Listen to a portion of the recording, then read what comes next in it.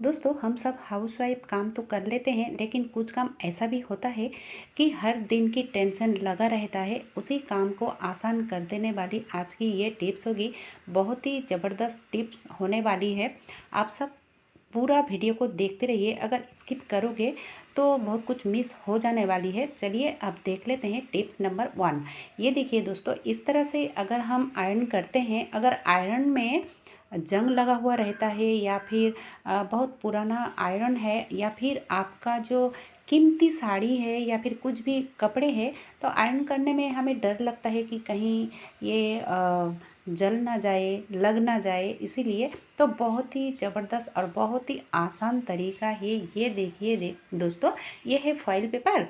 Foil हो या फिर एल्युमिनियम फॉइल हो, तो आप इस तरह से ना आयरन के ऊपर इस तरह से आप सेट कर दोगे, तो आपका अगर आयरन कितना भी पुराना हो या फिर जंग लगा हुआ हो, आपको आयरन करने में ज़रा सा भी डर नहीं लगेगा और ज़रा सा भी खतरा नहीं रहेगा। क्योंकि ये जो फॉइल लगा हुआ है, इसके कारण आप कोई भी साड़ी, कोई भी कपड़े, कितना भी कीमती हो, आप बेझिझक कर सकते हो। और ये देखिए दोस्तों, ये परमानेंट हो गया, बहुत दिन तक ये चलने वाला है। इसको मैंने खोल के रख दिया। जब फिर से आयरन करूँगी, फिर इसको सेट कर लूँगी, या फिर आप लगा के भी रख सकते हो। चलिए अब देख लेते हैं अगली टिप्स। अगली टिप्स क्या होती है कि कपड़े तो हम हर रोज़ धोते हैं, लेकिन बात ये है दोस्तों कि हर रोज़ इसको ना अच्छे से रखने का टाइम नहीं होता है हमारे पास। कभी कभी ऐसा होता है। तो अगर इस तरह से आपका कपड़ा फैला हुआ रहता है और उसी वक्त अगर आपका घर में कोई गेस्ट आ जाता है, तो आप इस तरह से कोई भी बास्केट रखिए और उसके अंदर डाल दीजिए। जब आपका टाइम होगी, तब फिर आप इसको अच्छा से रख सकते हो। और सिर्फ कपड़े ही क्यों, हम इस तरह से बहुत कुछ कर सकते हैं। क्योंकि हर वक्त हमारे पास इसको समेटने का टाइम नहीं रहता है। क्योंकि हम लोग हाउसवाइफ हैं, तो क्या हुआ, और भी बहुत सारा काम होता है खाना बना बनाने के अलावा भी। ये देखिए दोस्तों, जैसे कि गर्मी का मौसम है, तो अभी जो कीड़ा वगैरह या फिर छिपकली, कॉकरोच, ये सब की जो होती है ना, तो बहुत ही ज़्यादा उत्पात होती है। तो हम अगर ये सब चीज़ों को इस बास्केट के अंदर डाल के रखें, क्योंकि हर किसी के घर में मॉड्यूलर नहीं होती है। तो अगर मॉड्यूलर नहीं है, तो क्या हुआ, हम लोग थोड़ा सा दिमाग लगाएंगे तो ये मॉड्यूलर जैसा ही काम करेगा।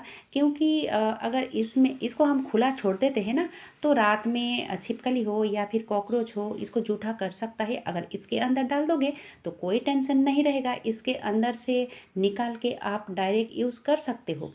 अब देखिए, वो तो चक्री था, बेलन था, उसी तरह की चीज़ था। अगर आपका इस तरह का सामान है ना, तो ये जो बास्केट है ना, बहुत काम की चीज़ है दोस्तों। अगर आप थोड़ा थोड़ा डाल के रखे हो कंटेनर के अंदर, और बाकी जो सामान है ना इस पैकेट के अंदर, तो हर पैकेट को एक कंटेनर के अंदर आप इस तरह से डाल के रख सकते हो, ताकि आपको इधर उधर ढूंढना ना पड़े। क्योंकि आपको तो पता ही होगा कि उसी बास्केट के अंदर ही सब रखा हुआ है। चलिए अब देख लेते हैं अगली टिप्स।